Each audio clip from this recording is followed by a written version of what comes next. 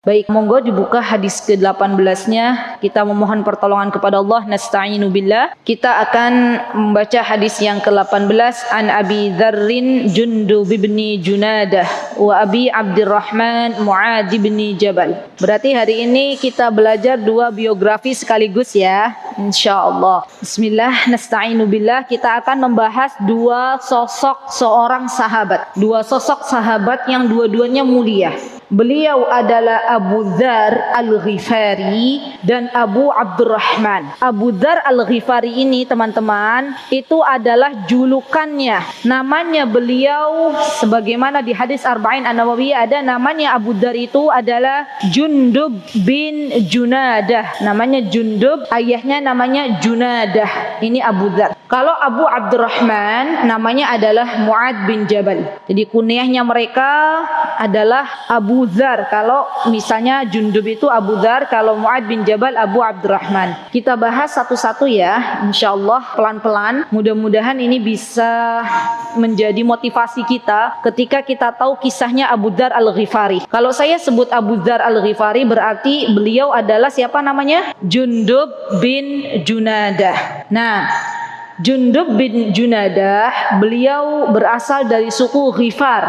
Jadi kalau teman-teman misalnya mendengar Ummu Alfinda Al-Jawi misalnya, berarti Ummu Alfinda itu dari Jawa. Atau misalnya Ummu Alfinda As-Sundawiyah gitu misalnya, berarti antum dari suku Sunda misalnya ya. Atau Ibu Uswatun Al-Jawiyah, berarti dari Jawa. Nah ini Abu Dzar Al-Ghifari, sukunya beliau adalah Bani Ghifar. Bani Ghifar itu ibu-ibu dulu terkenal sekali, orang-orang dari suku Bani Ghifar itu adalah para perampok, penyamun. Jadi orang-orang tuh takut kalau ketemu sama orang yang dari suku Bani Ghifar, karena memang perkampungan mereka itu hampir semuanya yang ada di situ tuh preman-preman, dan itu ketua preman ya, kepala preman gitu ya. Dan zaman sekarang kan ada tuh, misalnya kampung mana terkenal banyak premannya gitu ya. Nah kalau dulu kampung yang banyak premannya itu namanya dari daerah Ghifar. Jadi terkenal nih sukunya Abu Dzar Al-Ghifar ini berasal dari suku yang dimana di situ banyak sekali preman-preman. Nah,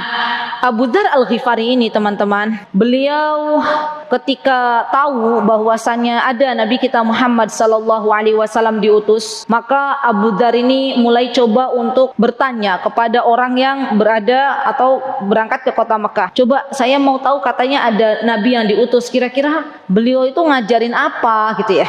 Orang yang diutus ke Mekah itu hanya membawa berita kepada Abu Dzar, ya, wahai Jundub, waktu itu namanya masih Jundub, wahai Jundub, yang dibawa oleh Nabi terakhir itu adalah dia menyuruh kepada kebaikan dan melarang kepada keburukan. Maka Abu Dzar nggak terima, Jundub nggak terima, katanya ini adalah berita yang info yang sangat sedikit, saya pengen lebih dalam, pengen tahu. Akhirnya Abu Dzar ini berangkat sendiri ke kota Mekah, ya, jalan kaki sampai beliau berada di depan Ka'bah. Beliau lihat gitu, kira-kira mana yang disebut dengan Nabi terakhir. Bertemulah dengan Ali bin Abi Thalib waktu itu. Ali bin Abi Thalib ketika melihat Abu Dzar, dan biasanya kalau orang-orang dulu kan tahu, oh ini orang kampung sini, oh ini orang asing gitu kan. Biasanya orang kampung yang biasa tahu suku misalnya dari kota Mekah kan paham, oh ini kayaknya bukan dari suku kita ini. Maka Ali bin Abi Thalib tanya kepada Abu Dzar, ya, Anda orang asing ya? Kalau orang asing, yuk ke rumahku mau saya jamu. Subhanallah teman-teman, menjamu tamu itu memang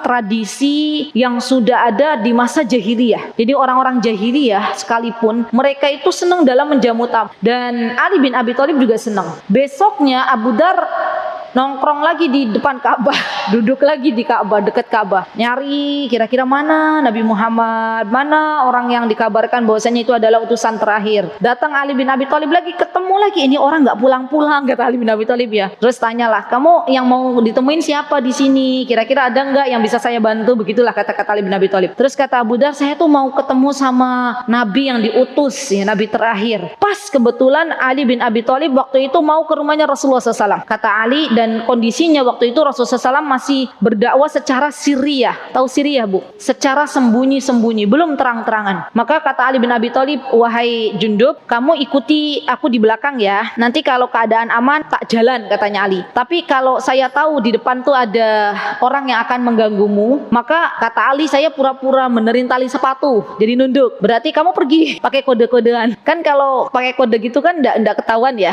Jadi terus kalau ada sesuatu yang mencurigakan, maka Ali nunduk, Abu Dar pergi. Nanti terus nguntutin Ali sampai ketemulah dengan Nabi kita Muhammad sallallahu alaihi wasallam. Nah, pas ketemu dengan Nabi Muhammad SAW, langsung subhanallah Abu Dar terpesona dengan akhlaknya Rasulullah sallallahu alaihi wasallam. Ketika bertanya apa itu Islam, Rasulullah menjelaskan Islam itu adalah agama samawi, agama yang Allah Subhanahu wa taala turunkan dari langit. Kemudian Islam itu mengajarkan banyak sekali akhlak-akhlak yang mulia. Terus Islam melarang untuk akhlak-akhlak yang buruk, untuk membunuh bayi-bayi, perempuan hidup-hidup. Islam melarang itu. Masya Allah ibu-ibu, lihat, walaupun bapaknya Abu Dar itu preman, walaupun Abu Dar itu dibesarkan oleh seorang preman, ya gitu kan istilahnya ya, tapi kalau hidayah itu menyapa Abu Dar langsung masuk Islam ketika itu juga. Langsung Abu Dar bilang, asyhadu an la ilaha illallah wa asyhadu anna Muhammadar Rasulullah. Dan Nabi waktu itu berpesan, Abu Dar, diam ya Abu Dar, jangan bilang-bilang dulu, ini rahasia dulu, karena memang dakwanya masih sirriyah. Tapi Abu Dar yang dididik oleh bapaknya itu menjadi seorang yang pemberani. Kan biasanya kalau preman-preman gitu kan didik anak-anaknya mandiri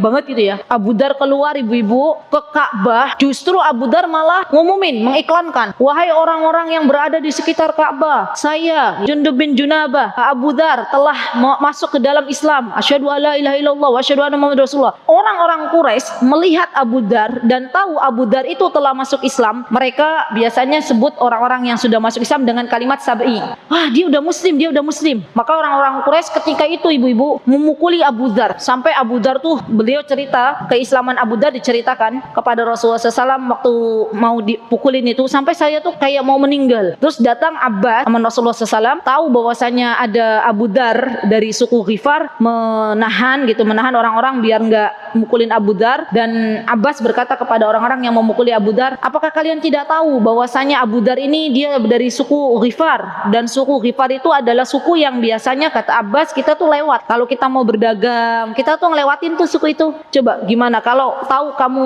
kata Abbas, kalau engkau memukuli suku Ghifar ini, Abu Dar ini, dan suku Ghifar tuh tahu ada salah satu di antara mereka yang teraniaya, maka orang-orang Ghifar tidak membolehkan lagi kita itu lewat ke kampungnya. Padahal katanya Abbas kita kalau mau berdagang tuh lewat kampung Ghifar. Akibatnya lebih buruk lagi. Maka orang-orang Quraisy ketika tahu bahwasanya Abu Dar itu dari Ghifar, mereka berhenti untuk memukuli Abu Dar. Dan kebiasaan orang Arab zaman dahulu itu ibu-ibu, mereka itu kesukuannya tuh banget gitu loh. Jadi kalau ada orang dari suku ini, ada yang menganiaya, semua itu satu suku datang rombongan membela orang yang dianiaya dari sukunya. Insyaallah. Dan Islam membubarkan itu. Islam mengatakan bahwasanya orang yang terbaik di hadapan Allah adalah orang yang paling bertakwa. Baik. Nah, Abu Dar ini teman-teman yang dimuliakan Allah, sejak saat itu ya Abu Dar ikut terus peperangan yang diadakan oleh Rasulullah SAW, peperangan. Kalau nggak ada udzur, Abu Dar pasti ada. Beliau berjihad di jalan Allah. Masya Allah. Jadi benar-benar beliau itu cinta kepada Allah dan Rasulnya,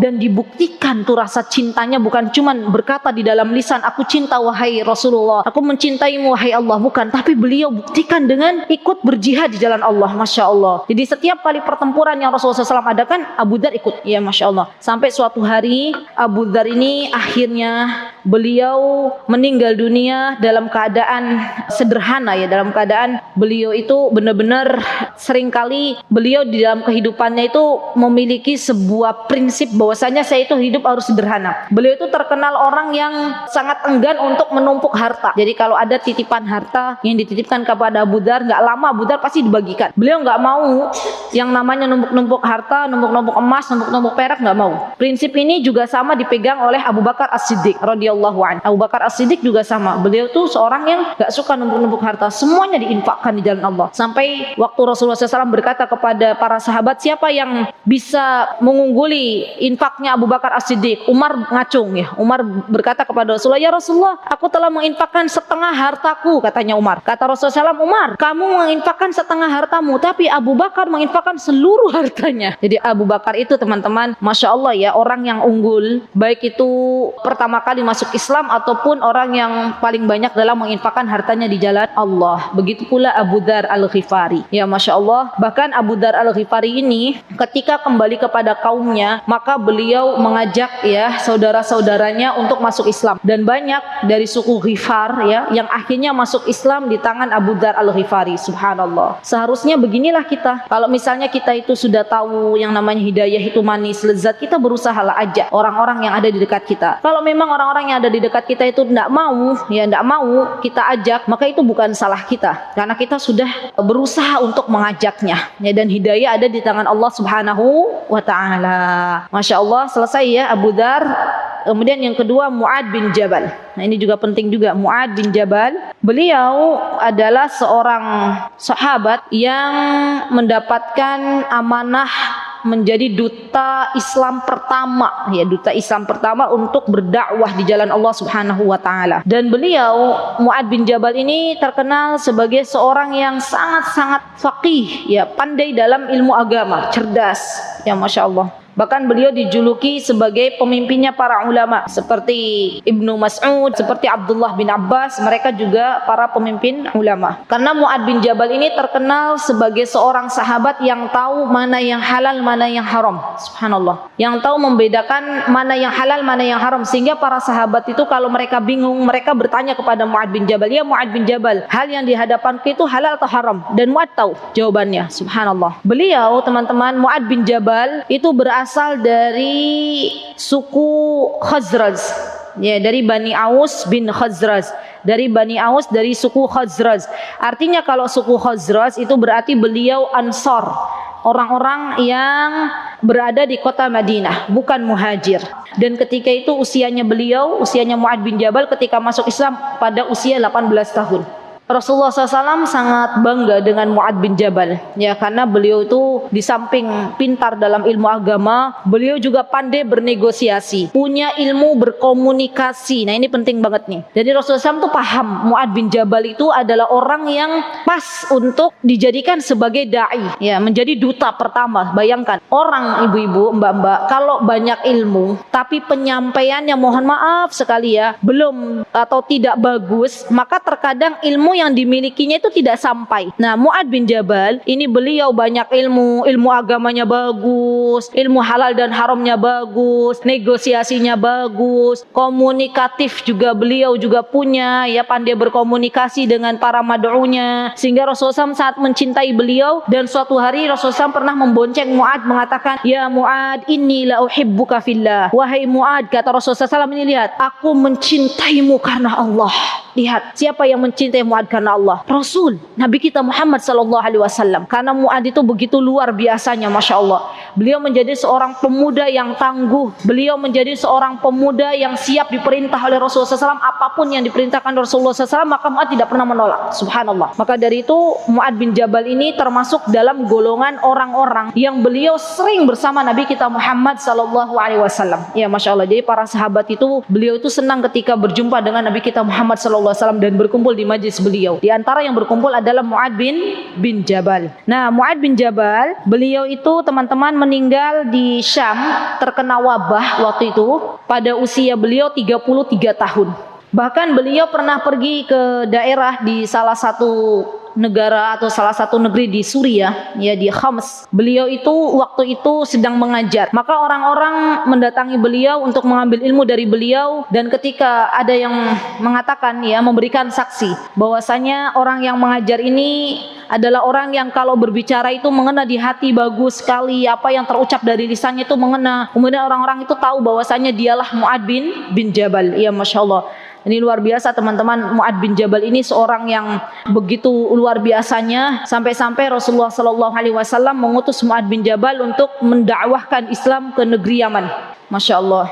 Taib. Nah, setelah kita tahu siapa Mu'ad bin Jabal, kemudian setelah kita tahu siapa Abu Dzar Al-Ghifari, maka sekarang kita akan belajar lebih dalam apa yang diriwayatkan oleh mereka berdua. Nanti PR tulis dulu. Kisah Mu'ad bin Jabal diutus oleh Rasulullah SAW ke Yaman. Nanti dari situ kita bisa belajar materi apa yang hendaklah kita sampaikan ketika kita akan berdakwah. Itu diketahui dari kisahnya Mu'ad ketika diutus oleh Rasulullah SAW ke negeri Yaman. Ya, teman-teman tahu Yaman itu dulu, orang-orang yang di Yaman itu awal mula sebelum Rasulullah SAW mengutus Mu'ad bin Jabal, mereka itu memiliki agama yaitu Nasrani. Ingat enggak kisahnya Abroha di surat Al-Fil ya? Abroha itu kan dari Yaman. Abroha itu dia adalah orang Nasrani, orang Kristen.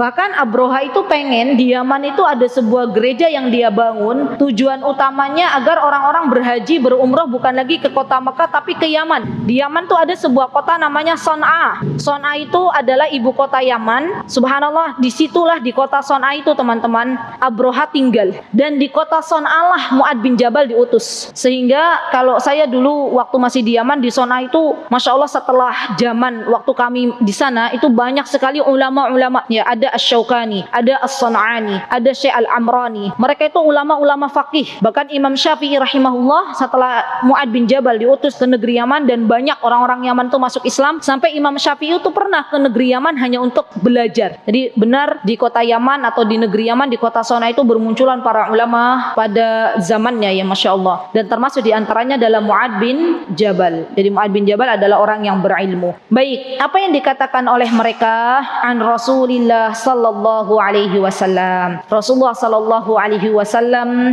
bersabda, Ittaqillaha haitsuma kunta. Bertakwalah kepada Allah dimanapun kamu berada. Apa arti takwa yang disebutkan oleh Talq bin Habib atau Talq bin Hubaib? Ada yang tahu? Ini sering saya bahas karena menurut saya definisi Talq bin Hubaib dalam mendefinisikan takwa ini yang paling detail. Kan kalau kita itu tanya takwa itu apa? Takwa itu menjalankan perintah Allah dan menjauhi larangannya, begitu ya. Kalau Talq bin Hubaib itu merangkum takwa ini di 6 poin. Baik, saya jelaskan ya Bu. Jadi kata Talq bin Hubaib, yang namanya takwa, yang pertama itu taat kepada Allah, menjalankan apa-apa yang diperintahkan oleh Allah Subhanahu wa taala. Atau boleh pakai kata-kata ini, al-amalu bi taatillah, sama aja. Yang kedua, ala nurin minallah. Ini artinya adalah cahaya. Jadi taatnya kita itu yang dimaksud cahaya adalah ilmu. Yang ketiga, rajaan, boleh tarju, boleh roja, boleh thawabullah, mengharapkan pahala dari Allah. Yang keempat, tatruka ma'siyatullah, artinya meninggalkan maksiat. Yang kelima, ala nurin minallah, sama, meninggalkan maksiat itu dengan ilmu. Yang keenam, takhafu atau mukhafah dan adzabullah, takut adabnya Allah. Saya ulangi ya Bu. Jadi agar lebih mudah menghafal definisi takwa, kita pakai 6 poin. Sebenarnya definisinya itu panjang. Al-amalu bi taatillahi ala nurin minallahi tarju sawaballah wa antatruka ma'siyatallah nurun ala nurin minallahi mukhafatan adzabullah. Agar lebih mudah saya potong-potong jadi 6 poin ya. Yang pertama adalah al-amalu bi taatillah. Yang disebut takwa kalau kita itu menjalankan ketaatan kepada Allah. Tapi bukan hanya menjalankan saja, bukan hanya ikut-ikutan, didasari dengan ala nurin minallah, didasari dengan ilmu. Ini yang paling penting. Dan ini enggak ada di definisi ulama-ulama lain. Jadi yang kedua, ala nurin minallah itu artinya ketika kita taat kepada Allah. Misalnya, kita pengen menjalankan sholat, kita pengen menjalankan ibadah puasa, kita pengen memakai hijab. Itu kira-kira ketaatan apa mboten? Taat. Nah, ketaatannya kita atau kita berbakti kepada suami kita, itu kan taat ya. Kita memberikan kebaikan kepada orang lain, itu juga taat. Nah, ketaatannya kita itu bukan cuman ikut-ikutan. Oh, ada orang bulan Ramadan pada puasa, dia ikutan puasa. Tapi harus didasari dengan ilmu. Tahu puasa itu yang menyuruh adalah Allah. Apa dalilnya? Ya ayyuhalladzina amanu kutiba alaikumusiyam kama kutiba alal ladzina min qablikum la'allakum tattaqun. Nah, itu yang dimaksud dengan ilmu. Nurun ala nurin minallah Allah itu artinya ilmu, cahaya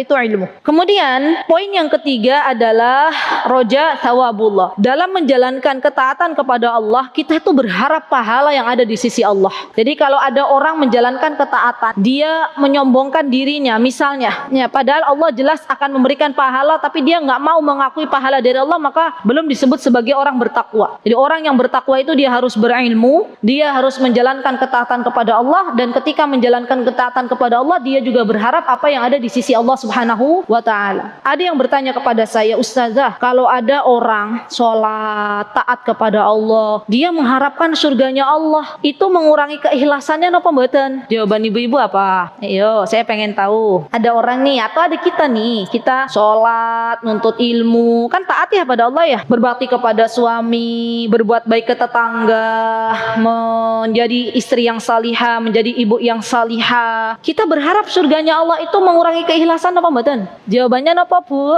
Tidak mengurangi keikhlasan. Ibu sepakat dengan jawaban Bu Suatun? Jawabannya adalah tidak mengurangi keikhlasan. Ya, tidak. Kenapa? Karena surga itu adalah janjinya Allah. Bagi siapapun yang taat kepada Allah, maka akan diberikan tuh surga. Jadi kalau kita berharap surganya Allah dengan ketaatan yang kita lakukan, itu tidak mengurangi keikhlasan kita. Baik, balik lagi ke poin ini ya. Yang keempat, poin yang keempat, tidaklah seseorang itu disebut bertakwa kalau dia tatruka ma'siyat Allah. Dia meninggalkan maksiat, ya, meninggalkan dosa-dosa. Seperti apa dia meninggalkan dosa-dosa? Ala nurin minallah, dengan ilmu. Makanya orang diperintahkan oleh Allah Subhanahu wa ta'ala untuk menuntut ilmu. Begitu kan ya? Rasulullah SAW mengatakan, thalabul ilm faridatun ala kulli muslim. Menuntut ilmu agama itu merupakan sebuah kewajiban bagi setiap muslim. Tujuannya, diantara tujuannya agar kita itu tahu, oh ternyata ada dosa-dosa, ada maksiat yang tidak boleh kita lakukan. Contoh diantaranya misalnya, kalau untuk masalah lisan perempuan, ada larangan untuk ghibah, ada larangan untuk namimah, ada larangan untuk menyakiti atau mendolimi orang lain, ada larangan misalnya seorang istri untuk mendurhakai suaminya, misalnya ada larangan untuk menyekutukan Allah. Itu semuanya diketahui dari mana ibu-ibu? Dari ilmu. Dia datang di majlis ilmu, dia tahu, oh ada namanya al-kabair, dosa-dosa besar. Kalau nggak tahu ilmunya, maka biasanya dia ikut-ikutan. Oh ada orang meninggalkan, misalnya meninggalkan zina, meninggalkan perjudian, hanya ikut-ikutan tanpa didasari dengan ilmu, maka belum disebut sebagai orang yang bertakwa. Yang terakhir, poin yang keenam adalah mukhafatan adzabullah. Dia takut adab Allah. Karena ibu-ibu, yang namanya dosa, takut terhadap adab Allah. Yang namanya dosa, yang namanya maksiat, itu punya efek samping. Seringan-ringan efek samping dosa itu membuat orang yang berdosa itu gundah gelana, hatinya nggak pernah tenang. Ketahuilah bahwasanya kalau ada orang hatinya nggak pernah tenang, selalu gelisah, itu artinya ada dosa-dosa yang belum ditaubati.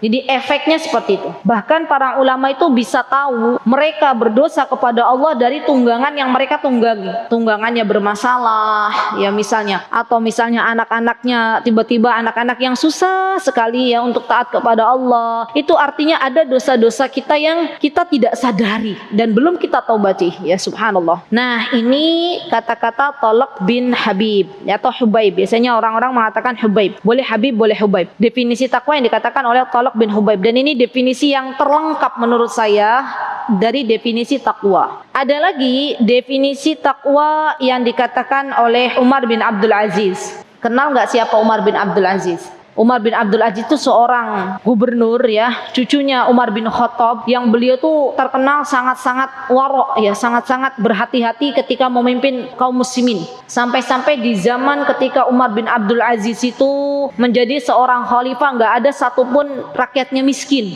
Sampai-sampai mereka tuh bingung mau mengeluarkan zakat ke siapa. Semuanya tuh sudah makmur, sudah sejahtera. Itulah Umar bin Abdul Aziz ya, Masya Allah, Masya Allah. Dan beliau adalah seorang pemimpin yang dicintai oleh rakyatnya. Nah, beliau mengatakan bahwasanya arti takwa, kata beliau, takwa kepada Allah itu, kata beliau, bukan hanya berpuasa di siang hari dan bukan hanya sholat malam di malam hari.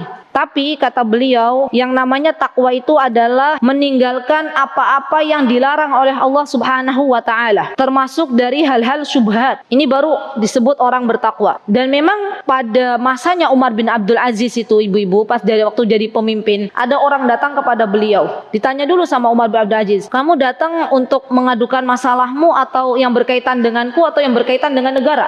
Kemudian kata orangnya, "Saya mau mengadukan masalahku yang berkaitan dengan negara, Tuan." Umar bin Abdul Aziz nyalakan lilin ya waktu itu. Terus ketika orang itu sudah nyerempet-nyerempet masalahnya dia yang diadukan dengan Umar bin Abdul Aziz dengan dirinya, maka bukan lagi dengan kepentingan negara, maka sama Umar bin Abdul Aziz ditiup lilinnya, dimatiin, jret ya. Orangnya tanya, "Wahai Umar, wahai Tuan, kenapa engkau mematikan lilinmu?" Katanya Umar bin Abdul Aziz, "Kalau tadi kamu pas berbicara pakai lilinnya negara, yang kamu omongin masalah negara. Sekarang yang kau obrolin bukan masalah negara, ya udah lilinnya saya matikan." Ya Masya Allah, itu saking berhati-hatinya Umar bin Abdul Aziz agar tidak terjerembab ke dalam jurang syubhat. Nah ini kata Umar bin Abdul Aziz. Baik, nah ibu-ibu yang dimuliakan Allah, kemudian ada definisi takwa dari Al-Quranul Karim, surah Al-Baqarah ayat 177. Baik, saya bacakan ayatnya ya. A'udzubillahi minasyaitonirrajim. Laisal birra an tuwallu wujuhakum qibalal masyriqi wal maghrib walakinnal birra man amana billahi wal yawmil akhir wal malaikati wal kitabi wan nabiyyin wa atal mala ala hubbi dhawil qurba wal yatama wal masakin wa ibnas sabil was sailina wa fir riqabi wa aqama as-salata wa ata az-zakata wal mufuna بعهدهم إذا عاهدوا والصابرين في البأساء والضراء وحين البأس أولئك الذين صدقوا وأولئك هم المتقون. Coba ibu-ibu garis bawahi wa ulaika humul muttaqun. Orang-orang yang bertakwa menurut Allah di surat Al-Baqarah ayat 177. Yang pertama, man amana billah, yang beriman kepada Allah. Yang kedua adalah yang beriman kepada hari akhir, wal yaumil akhir. Yang ketiga adalah beriman kepada malaikat-malaikat. Yang keempat adalah beriman kepada kitab-kitab. Yang kelima adalah beriman kepada para nabi atau beriman kepada nabi-nabi. Jadi begini, yang lima kan sudah beriman kepada Allah ya ibu-ibu, beriman kepada malaikat-malaikat, beriman kepada nabi-nabi, beriman kepada para kitab-kitab Allah ya, dan terakhir beriman kepada hari akhir. Nah kemudian yang keenam ini adalah orang-orang yang dia memberikan harta yang dicintainya kepada satu, dawil kurba, kepada karib kerabat. Ibu-ibu tahu karib kerabat ya? Yang ada tali persaudaraan dengan kita. Itu karib kerabat. Dan juga kepada al-yatama, kepada anak-anak yatim, kepada al-masakin, orang-orang miskin, kepada ibnus sabil, kepada orang-orang yang sedang dalam perjalanan musafir, tapi musafir yang jauh, yang dia tuh nggak punya bekal. Ini ibnus sabil, yang kehabisan bekal. Kalau kita menjadi seorang musafir tapi kita punya bekal, itu belum disebut ibnu sabil. Yang disebut ibnu sabil itu orang-orang yang dia perjalanan jauh, untuk balik ke rumah nggak punya bekal, maka dia boleh menerima zakat, boleh diberikan harta. Kemudian wafir riqab, termasuk bertakwa kepada Allah juga orang yang memerdekakan budak, memerdekakan hamba sahaya. Setelah orang yang memerdekakan budak, wa aqamas shalah, orang-orang yang salat, mendirikan salat. Kemudian orang-orang yang membayar zakat. Kemudian orang-orang yang mufuna bi ahdihim idza ahadu, menepati janji ketika dia berjanji. Menepati janji ketika dia berjanji. Dan terakhir adalah orang-orang yang bersabar atas penderitaan yang ia dapatkan. Orang-orang yang bersabar atas penderitaan yang dia dapatkan pada waktu perang. Orang kalau berperang itu kan bersabar, ya kan? Peperangan. Yang bersabar dalam peperangan, yang bersabar dalam penderitaan, termasuk dalamnya. Ulaika alladzina shadaqu wa ulaika humul muttaqun. Kata Allah, merekalah orang-orang yang benar, orang-orang yang jujur, dan merekalah orang-orang yang bertakwa. Baik, saya sebutkan lagi ibu-ibu ya. Yang pertama disebut orang bertakwa apabila beriman kepada Allah. Yang kedua apabila dia beriman pada hari akhir. Yang ketiga apabila beriman dengan malaikat-malaikatnya Allah. Yang keempat beriman dengan kitab-kitabnya Allah. Yang kelima beriman dengan nabi-nabinya Allah. Yang keenam adalah orang-orang yang memberikan harta yang dicintainya kepada karib kerabat. Yang ketujuh, orang-orang yang memberikan harta yang dicintainya kepada anak-anak yatim. Yang kedelapan, orang-orang yang memberikan harta yang dicintainya kepada orang miskin. Yang kesembilan, orang-orang yang memberikan harta yang dicintainya kepada ibnu sabil. Yang ke-10 adalah orang-orang yang memerdekakan budak. Yang ke-11 orang-orang yang menjalankan ibadah salat. Yang ke-12 orang-orang yang menjalankan atau mengeluarkan zakat. Yang ke-13 adalah orang-orang yang berjanji, menepati janji apabila dia berjanji. Yang ke-14 adalah orang-orang yang bersabar baik dalam penderitaan yang dialami ketika berperang ataupun tidak berperang. Satu lagi belum, wasailin. As-sailin itu kita berikan harta yang kita cintai kepada orang yang minta-minta. As-sail. Sail itu orang yang minta-minta. Berarti ada 15 poin ya Bu. Orang baru disebut sebagai orang yang bertakwa atau hamba Allah yang bertakwa. Nah, coba sekarang ibu-ibu lihat di checklist yang sudah saya lakukan tuh apa? Ya, ibu-ibu yang tahu sendiri. Oh, beriman kepada Allah saya sudah, beriman kepada malaikat sudah, checklist. Baik, pertanyaan saya, mana yang paling berat tuh Bu dari ke-15 poin? Bersabar. Yang paling berat memerdekakan budak, karena kan nggak ada budak zaman sekarang ya kan. Memerdekakan hamba sahaya ya toh? Ya. Baik, sampun nggih. Nah, itu ibu-ibu, teman-teman yang dimuliakan Allah, poin-poin ini bisa menjadi tolak ukur bagi kita apakah kita sudah disebut orang bertakwa atau belum. Jadi harus ada ke-15 poin ini. Allah menyebutkan sifat-sifat orang bertakwa itu di surat Al-Baqarah ayat 177. Dan ini menjadi sebuah ilmu untuk kita apakah kita sudah disebut sebagai orang bertakwa atau belum. Di bulan Ramadan ini adalah bulan di mana kita diperbanyak amal ibadah kita. Karena goalnya, tujuannya bulan Ramadan, kenapa Allah itu kasih kesempatan kita untuk bertemu dengan bulan Ramadan? Kenapa Allah kasih kesempatan kita untuk berpuasa? Tujuannya adalah agar kita menjadi orang yang bertakwa. Ya, jadi pas ini, timingnya pas. Ibu mau masuk bulan Ramadan, Allah kasih ilmu ini. Ya, Masya Allah. Kalau ada yang belum di checklist sama ibu, ya, pastinya yang belum di checklist itu, ibu-ibu nggak pernah kan memerdekakan hamba sahaya, ya. Dan itu nggak ada karena budaknya, maka jangan dipaksakan nyari-nyari budak di Malaysia. Budak di Malaysia adanya anak-anak. Anak-anak kan bahasa Malaysianya budak-budak, tapi maksudnya bukan budak yang harus dimerdekakan, bukan. Ya, baik. Lanjut ya Bu, sampun. Alhamdulillah. Jadi ittaqillah haitsuma kunta, itu maksudnya adalah bertakwalah Allah dimanapun kamu berada. Dan kita sudah tahu pembahasan takwa yang panjang lebar ini. Maka kata Rasulullah SAW, bertakwalah kalian dimanapun Anda berada. Maksudnya ketika kita sedang rame-rame ya bersama hamba Allah yang lain, ataupun kita sedang sembunyi, yang mana kita sendirian, hanya Allah Subhanahu Wa Taala yang tahu. Jadi bertakwa di sini dalam keadaan kita sedang alaniyah, maksudnya terang-terangan kita sedang bersama kawan-kawan kita, ataupun kita sedang sendirian, yang tahu hanyalah Allah Azza wa Jalla. Jadi kita sedang diuji nih, kalau sendirian ibadah kita sama nggak dengan ibadah kita ketika kita bareng-bareng bersama kawan-kawan? Takutnya kita kepada Allah itu sama nggak ketika kita bersama kawan-kawan atau kita sendirian? Dan ini adalah ujian dari Allah Subhanahu wa Ta'ala. Wa atbi'is sayyi'atal hasanata tamhuha.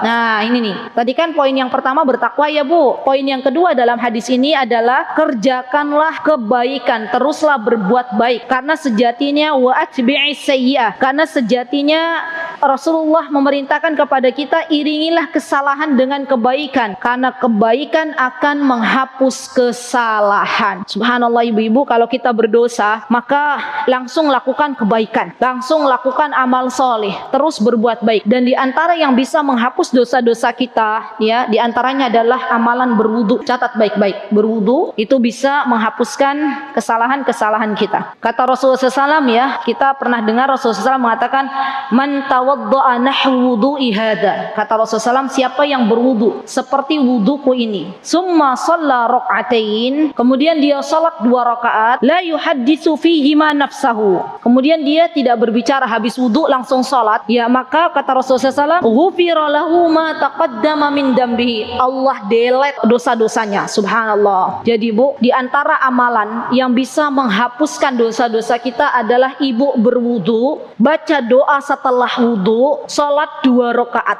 Ya, Apalagi kalau baca doa setelah wudu, itu bukan hanya dihapus amalan-amalan kita, tapi juga kita dibukakan 8 pintu surga dan kita bisa masuk dari pintu surga manapun yang kita kehendaki. Nah, kemudian habis berdoa setelah wudu, baru kita salat. Ibu-ibu hafal belum doa setelah wudu? Masya Allah. Nah, kalau kemarin baru baca doanya, Bu, lanjutkan salat 2 rakaat. Niatnya apa?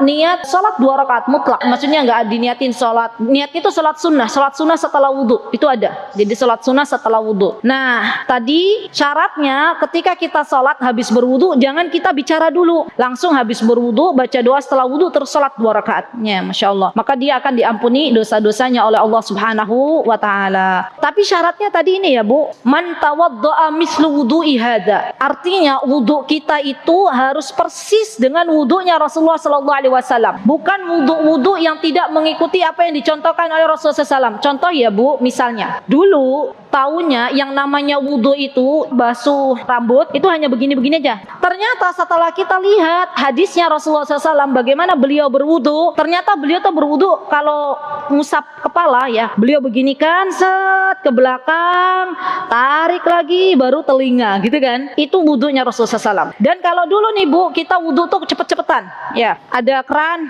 kakinya sudah selesai. Sekarang sunahnya Rasulullah apa? Ingat nih, mata kakinya harus terbasuh. Kalau bisa lagi di sela-sela. Ya, Masya Allah. Dan yang namanya wudu itu harus kita nikmati. Karena beda orang yang wudunya tuh cepet-cepet sama orang yang wudunya tuh benar-benar menikmati wudu tersebut. Masya Allah. Itu akan mempengaruhi hatinya. Dia tenang. Akan memberikan ketenangan. Dan ketika sholat, kalau wudunya benar ibu-ibu, maka sholatnya lebih khusyuk. Subhanallah. Maka sebelum kita mempelajari sholat, belajar dulu bagaimana cara wudunya Rasulullah Sallallahu Alaihi Wasallam. Baik, kemudian amalan yang kedua adalah salat. Dia bisa menghapus dosa-dosa kita. Ya, jadi kalau kita telah melakukan sebuah kemaksiatan, maka kemudian kita beristighfar ya kepada Allah, memohon ampunan, kemudian salat. Ya, boleh. Karena Rasulullah SAW mengatakan, ala adulukum ala ma yamhullah bihil khataya wa yarfa'u bid darajat. Qalu bala ya Rasulullah, qala isbaghil wudu ala al-makari wa kasratul khata' ila al-masajid wa intidaruka salat ba'da salat fadzalikum ribat. Kata Rasulullah SAW, ada amalan yang bisa menghapuskan kesalahan-kesalahanmu. Di antara amalannya kata Rasulullah SAW adalah as-salah, salat. Salat itu bisa mendelet amalan-amalan keburukan kita. Ya, berbuat maksiat, kemudian setelah itu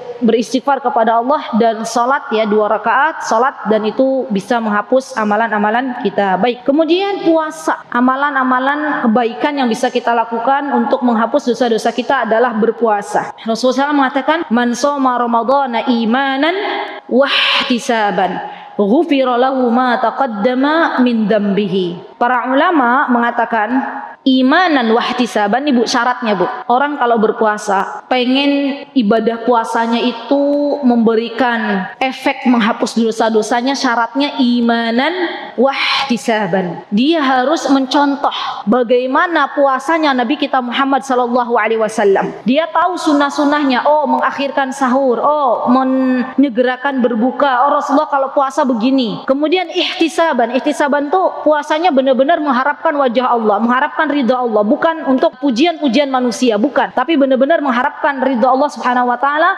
Maka orang-orang yang demikian Allah berikan dia kesempatan untuk dihapuskan dosa-dosanya sebelum menemui Allah Azza wa Jalla. Ya, subhanallah. Ini perkara yang luar biasa kalau kita paham ya ibu-ibu, Masya Allah. Dan di antara perkara yang bisa menghapuskan atau mendelet dosa-dosa seseorang, ya kalau kita berdosa, maka apabila kita ingin dosa-dosa kita didelet oleh Allah adalah haji. Orang berhaji, kata Rasulullah SAW, man hajja hadzal bait falam yarfus walam yafsuq kharaja min dunubihi kayaumi waladathu ummu. Orang berhaji syaratnya 2 lagi. Kalau hajinya itu persis dengan hajinya Nabi Muhammad SAW. Kalau hajinya itu bukan untuk riya, bukan untuk bisa selfie di depan Ka'bah ya, bukan pula untuk woro-woro, nih saya berhaji nih, udah berapa kali berhaji, bukan, tapi benar-benar ingin mencari ridha Allah, maka dia selesai haji, dia dapat mabrur, disebut haji mabrur, dia dapat surga Allah, dan seakan-akan ia menjadi orang yang baru dilahirkan dari perut ibunya, nggak punya dosa. Subhanallah. Saya berdoa di kesempatan yang berbahagia ini, semoga ibu-ibu yang hadir di sini yang belum pernah haji, semoga Allah mudahkan untuk berhaji ke Baitullah. Yang sudah pernah haji, orang tuanya belum berhaji tapi sudah meninggal dunia, semoga Allah mudahkan untuk membadalkan. Boleh. Ibu-ibu sudah pengen haji lagi, tapi hajinya bukan untuk dirinya, untuk orang tuanya, untuk ibunya, untuk bapaknya yang sudah meninggal dunia tapi mereka belum berhaji. Maka kita niatkan untuk mereka dan ibadahnya, hajinya diterima di sisi Allah, pahalanya sampai ke orang tua kita. Subhanallah, Masya Allah, semoga Allah mudahkan. Amin, Allahumma amin. Baik, dan juga banyak sekali ya di antara ibadah yang bisa menghapuskan dosa-dosa kita, berzikir kepada Allah, beristighfar ya, dan masih banyak lagi. Baik, kemudian yang terakhir, wa khaliqin nasi bi khuluqin hasanin. Bergaulah bersama manusia dengan akhlak yang mulia.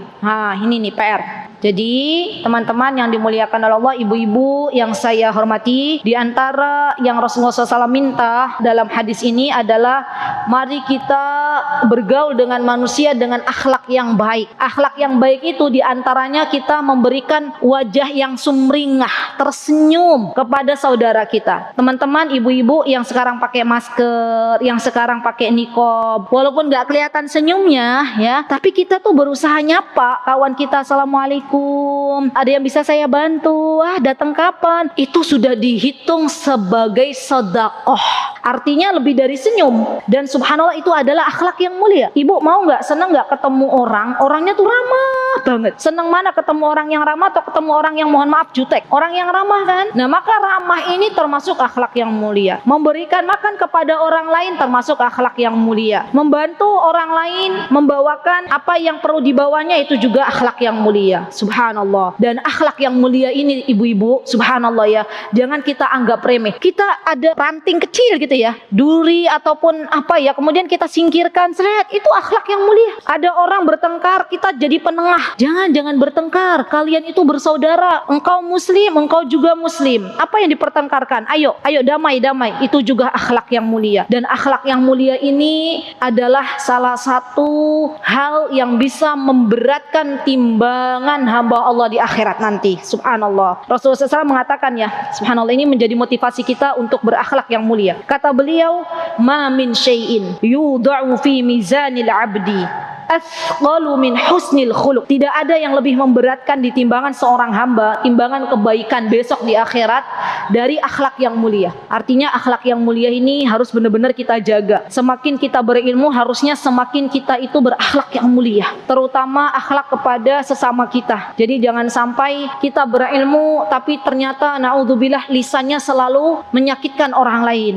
Yang keluar dari lisannya celaan-celaan, kasar ya, naudzubillah. Ya, jadi harusnya diiringi dengan akhlak yang mulia. Masya Allah. Baik, alhamdulillah selesai pelajaran kita ibu-ibu. Mohon maaf ya, ini memang membutuhkan penjelasan yang panjang. Coba sekarang terakhir, apa mutiara hikmah yang bisa kita ambil? Kita harus bertakwa meskipun sendirian. Ahsanti, Masya Allah. Yang kedua, kita jadi tahu sifat orang-orang yang bertakwa. Ya, boleh. 3, Masya Allah, iringilah kesalahan kita dengan kebaikan, karena kebaikan itulah yang akan menghapus dosa kita. Baik, yang keempat, berusaha untuk mengeluarkan zakatnya, termasuk zakat ilmu. Ibu-ibu berilmu itu ada kewajiban mengeluarkan zakatnya. Ngajar itu zakatnya ilmu. Ibu-ibu nih ngasih ilmu, itu zakat ilmu yang harus kita tunaikan. Harta zakatnya disedekahkan, ya itu adalah zakat. Baik, zakatnya badan, sakit itu zakatnya badan. Ya, siapa lagi? Masya Allah, teruslah menuntut ilmu dan teruslah berbuat baik kepada manusia, karena tingginya ilmu hendaklah harus diiringi dengan akhlak yang mulia. Masya Allah, barakallahu fiik. Baik, Masya Allah, berbakti kepada kedua orang tua termasuk akhlak yang mulia. Masya Allah, jazakillah khair, barakallahu fiik. Akhlak yang mulia itu bisa memberatkan timbangan kita di akhirat nanti. Masya Allah. Berbakti kepada suami, Bu. Masya Allah, berbakti kepada suami ya, Masya Allah, ini pelajaran yang sangat berharga ya. Terima kasih Ibu, jazakillah khair. Terakhir, Masya Allah, jadilah orang yang bisa menepati janji. Masya Allah, barakallahu fikunna akhwat. Semoga Allah subhanahu wa ta'ala menjadikan kita orang-orang yang bertakwa. Semoga Allah menjadikan kita orang-orang yang baik. Semoga Allah juga mengampuni dosa-dosa kita dan kita berjumpa dengan Ramadan dengan yang lebih baik lagi daripada tahun kemarin. Amin, Allahumma amin. Itu yang bisa saya sampaikan. Kesempurnaan hanya milik Allah subhanahu wa ta'ala, dan kekurangan milik saya pribadi, saya mohon maaf yang sebesar-besarnya. Aqulu qauli hadza wastaghfirullah li wa lakum wa akhiru da'wana anil hamdulillahi rabbil alamin. Assalamualaikum warahmatullahi wabarakatuh.